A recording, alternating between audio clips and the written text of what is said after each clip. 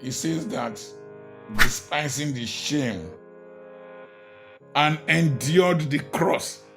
Boy, cross involves caning, involves peeling your skin, involves abandonment, involves scorn, involves abuses, involves people spitting at you, involves taking your garment away, your identity, your status.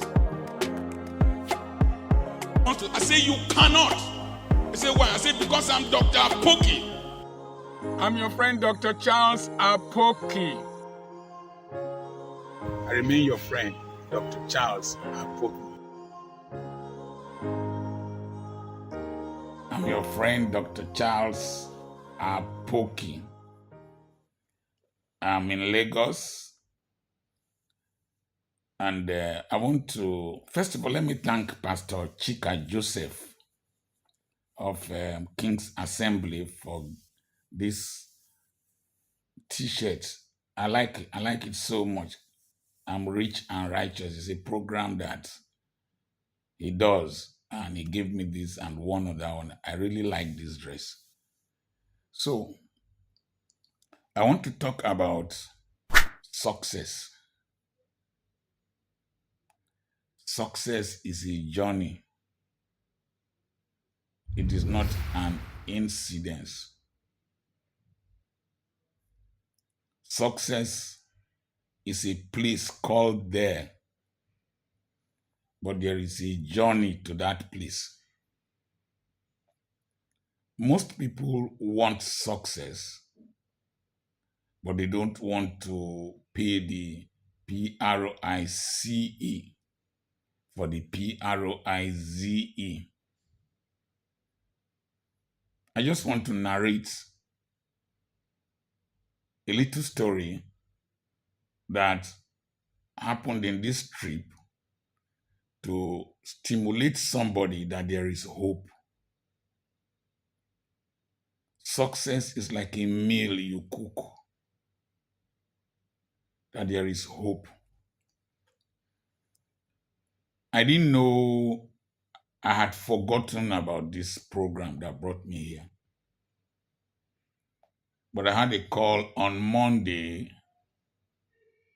that I was to be in Lagos on Tuesday to speak Wednesday, Thursday, Friday. I reached a conclusion. I don't put churches in my mind, their programs, because from experience they can just cancel programs anyhow, and I don't take them too seriously, except in the person who is reminding me. It's not pride. I can preach in a church and I will not even know the name of the church or the name of the pastor, and I will just move on, because they too will not remember you. They too will not call you whether you got home safely. So it's a defense mechanism I adopted years back. I don't get emotionally attached to churches and to their members and to the pastors. Some of them, in your mind, you are disposable. You are just a utensil, and but me, I'm useful to myself. So there was a time in Ugili, nobody knew me. Nobody. Apart from Bishop Onerojire and Madagwa, Reverend Madagwa, who I knew through his younger brother. So I would just go to the Warri post office, whether I will see somebody that I know or somebody who will recognize me from childhood. I will stay in front of the Ugeli post office, whether I will know somebody or whether somebody will recognize me. And I will see banners of programs, and I had nowhere to preach. But I had messages inside me, like the one I shared on radio today and on Tuesday in two different stations, and the previous Wednesday. and people were calling, oh, wonderful message, a history maker, storyteller. I had preached that thing some years before coming to Healing, but there was no platform. There were no people that knew me. And here I am today in Lagos. There are appointments booked, preaching engagement. Somebody has booked 2025. Where I will speak 2025 has been booked. So I got to the airport. In those days, I would just accompany my friend to the airport just to see him flying and just be saying in my mind, one day I will fly like this. You can't understand. One day I will fly like this. So I was checked in the line. Somebody recognized me. You're Dr. Apoki. I say, yes, sir. Oh, you were in my church. I'm Pastor so. I pastor so person.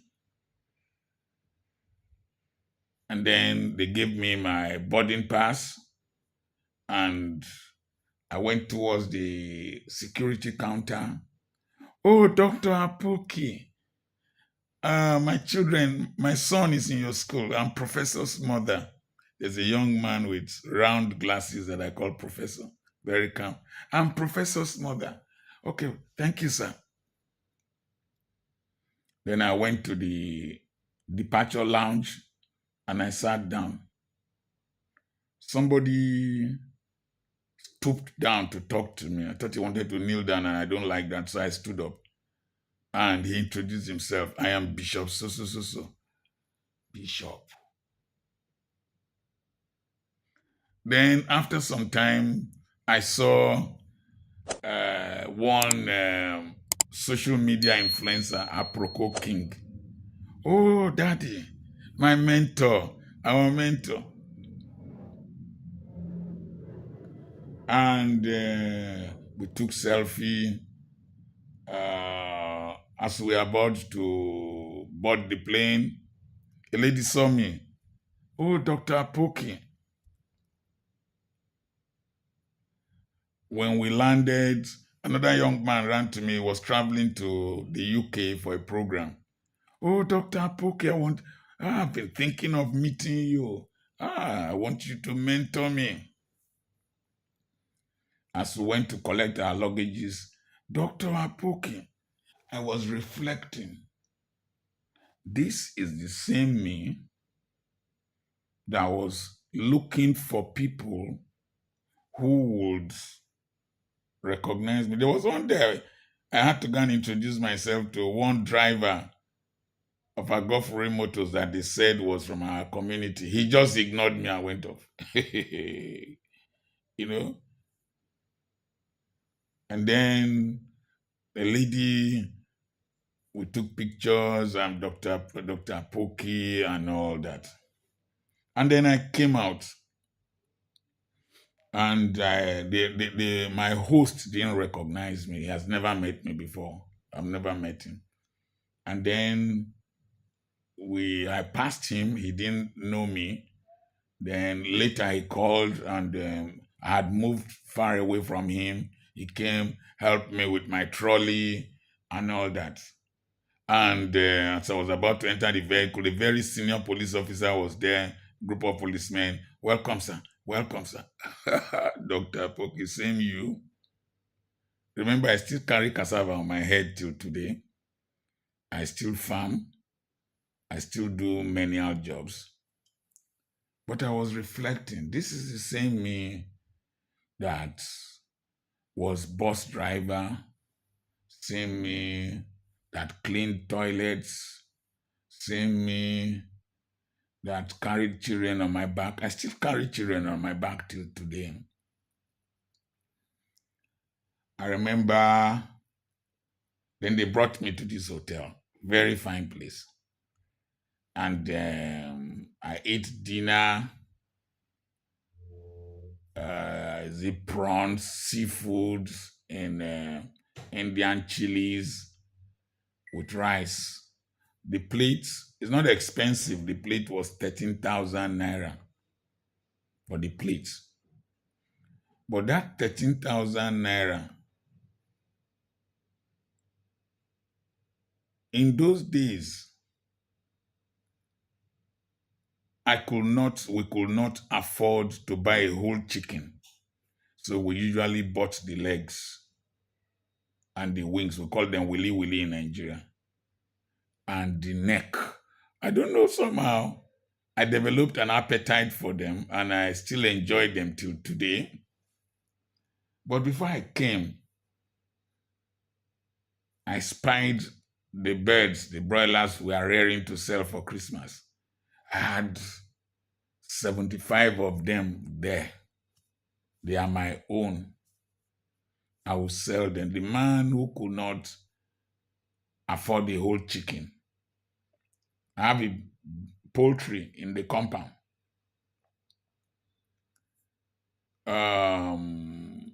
I was in the aircraft, a very young man. That day was his 35th birthday, and he had hair like my grandson, Luca. So I told him, "You remind me of my grandson." And I showed him the picture of my grandson, asked of my children, I told them where they were. And I was reflecting. These were children that I stapled books with, children that went through pain, difficulties, challenges growing up, the absence of their father, sometimes their mother, sometimes we didn't have where to go to for Christmas holiday. It is, if we have a preaching engagement, then all of us will be in the hotel. Or I will send them to my mother-in-law's place because I couldn't send them to my own ancestral place. But when I was eating, I called my eldest son. Oh, I'm in Belgium. I was in Holland. From Holland, we went to The Hague. From The Hague, I'm in Antwerp. This was a young man.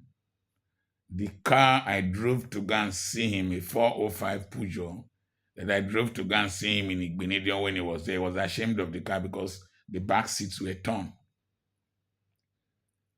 But he's driving the 2023 model of his car. And he was in a hotel in Germany.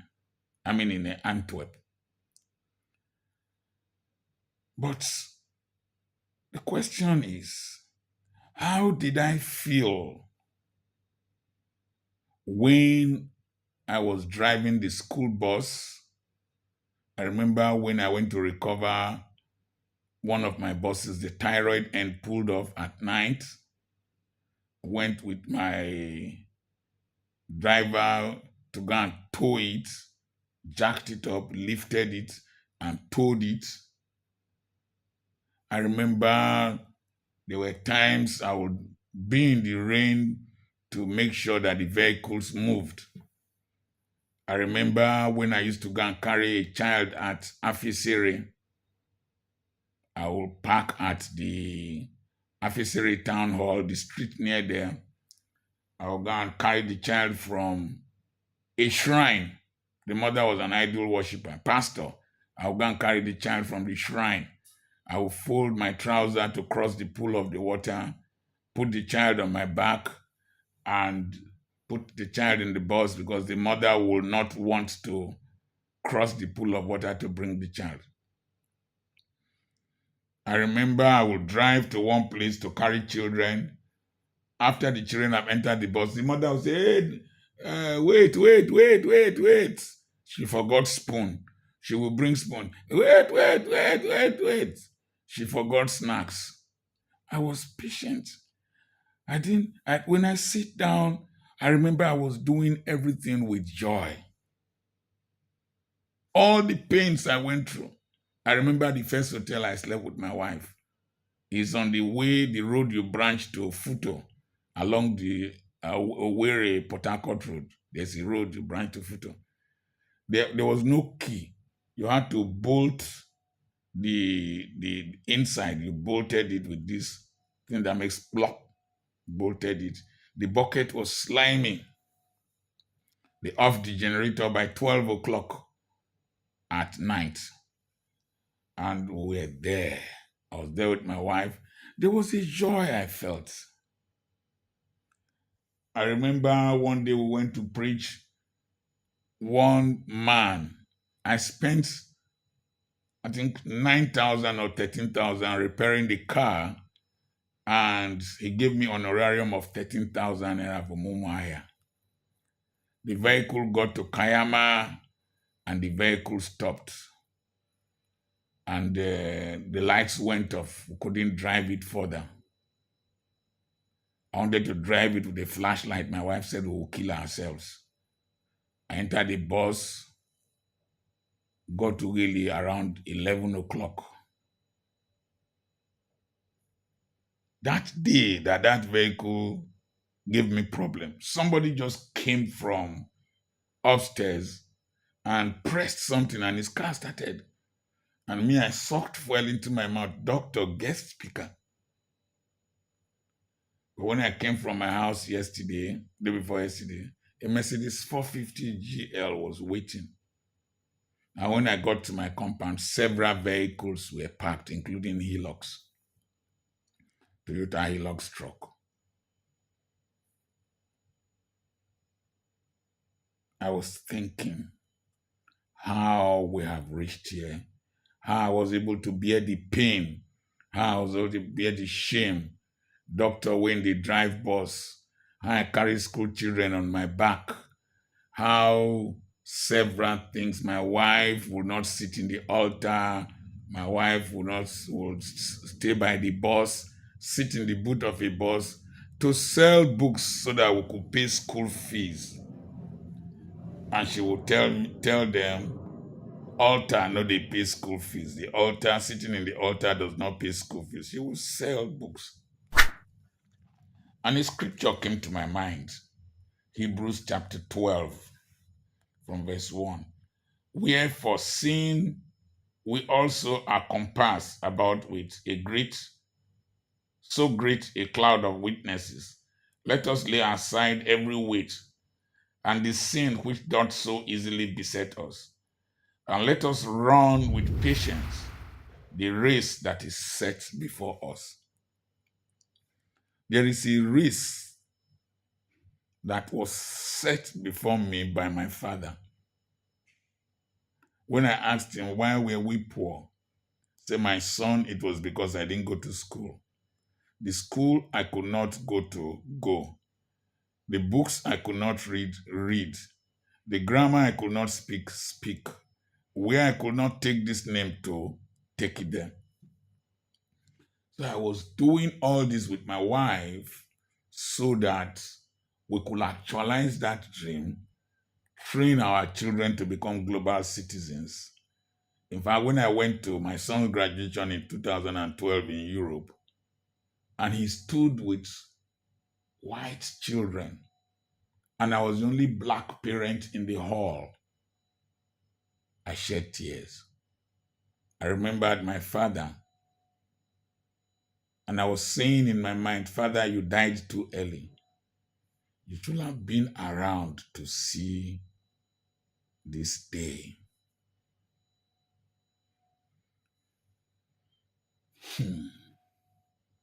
And so when I was passing through all the pain, all the humiliation, traveling to go and preach in other people's churches can be very humiliating. Very humiliating. They might not even call you whether you have reached home. For them, you are disposable. There were times the children had nowhere to spend holidays. It is when we travel that we'll spend holidays in the hotel. I'll tell them I'm coming with my children. Christmas, Easter, and all that. So, but you see, because I had a vision of those who had succeeded, I heard the story of Archbishop Benson Idahosa. I heard the stories of several people. I had models like Ima Okori that I was watching. I had the stories of people who grew gradually. And because of these witnesses, these models around, I could bear the pain. The problem with our children today is that the models they see right from the top to the bottom are mostly models that have gotten fame, wealth, position through corrupt practices, through rigging of elections, drug trafficking, whatever scandals that are following them. One musician, Mobad, died recently, and I was listening to one of his songs that he was singing, whether Daddy, I'm sorry or whatever. I could see the pain and the trauma that he was going through. It is now that he has died that some of these lousy fellows that young people in Nigeria are imitating, their stories are coming out. Today, when you look on TikTok, is people who shake buttocks, who shake breasts, who do that, and you see sex tape leaked, several divorces and all that. It is because there's no cloud of witnesses, a multiplicity of witnesses that these young men, young women can emulate. What they mostly see is politicians, musicians. And now we are seeing that the music industry is very, very dark. Burna Boy said that the music industry is very dark. And maybe somebody will come and say it is dangerous too. So I could bear that pain because I was seeing people around me. Somebody in Abuja, I don't want to call his name, he said that when he was preaching in those days, he would cross his legs and just stand by the pulpit. They did not know that the middle of his trouser was torn. And so he was not gesticulating because the trouser was torn. But today he's a big man. And I heard such stories. They kept me going. So the next thing is that Jesus, Paul was writing, or the writer of the book of Hebrews, he said, we should run with patience. I've been very patient with God and with myself. This is 20 something years, 24 years after I sold the hospital to start ministry. So a young man looking at me now should know that it is a quarter of a century. A quarter of a century is not a dash. It's a quarter of a century. Somebody came to my school and was complaining that his own school was not growing. But this is a quarter of a century you are seeing of sacrifice, of consistency, of self-deprivation. My wife doesn't have a very good car. When you tell her you want to buy a car with so amount, she will say no. In fact, I was in Europe one day and she's called me, don't buy anything for me. I will not wear it. We are building. Bring the money back home. So, the next thing is that verse 2, chapter 12 of Hebrews, looking unto Jesus, the author and finisher of our faith, who for the joy that was set before him endured the cross, despising the shame, and is set down at the right hand of the throne of God. So, number one, we should look unto Jesus, not one flashy, famous person. We should look unto Jesus, his word, his principles. The Bible says he has given us all that pertains to life and godliness through the knowledge, study him, know him, understand him, Familiarize yourself with his word and his processes. Not these fake people around. You will look for them for some time, you won't see them again. I was listening to Charlie Boy. I shared his post that he was impregnating women here and there. He had 10 children and other 16 grandchildren. Some of them are not even in the register. And he his motorbike, his hair, and all that. And that he's married for 45 years. What he used to produce those children is no longer working. And you will see the vanity. So look unto Jesus. There is a hope beyond here. There's a hope beyond this life. I don't know the pain you are passing through. I don't know the challenges you are passing through. I don't know the difficulties. I don't know what's happening in the marriage. There is a pain, a joy beyond the pain. There is a gain beyond the pain. There is a place beyond the pain. Those of you with pseudo intelligence and bizarre understanding of life in Europe and all that, don't come here and talk rubbish that you are seeing a medical doctor talking about heaven and Jesus. I will face you, you will run away from here. So, the next thing is that he scorned the shame. When I was carrying that baby on my back, crossing water from a native shrine, and the mother was thinking she was a big woman. That woman can't be a cleaner in my school now. She's still far, far below me. Can't be a cleaner. She can't be a cleaner. My cleaners look better than her. You know, despise the shame. There are things that will be below you that you will need to do to succeed. There are things that are lower than your degree. Do them as long as they are legitimate. There are people that you will associate with that are supposed to help elevate. There are some churches I preached, some places I preached. They can't, if they invite me, I might still go. But if I tell you I used to preach here, you won't believe. If I tell you that I preached for Odumejeje, you won't believe. When Odumejeje, this is my first time of saying it, when Odumejeje, liquid metal, Indaboski, was staying in one room in the father's house, I think in Fege or so, I preached for him. I used to go and preach in his fellowship. They wanted me to mentor him then. Somebody from Asaba said that boy needed a mentor. I went there. But will I go and preach for Dumejeje today? No.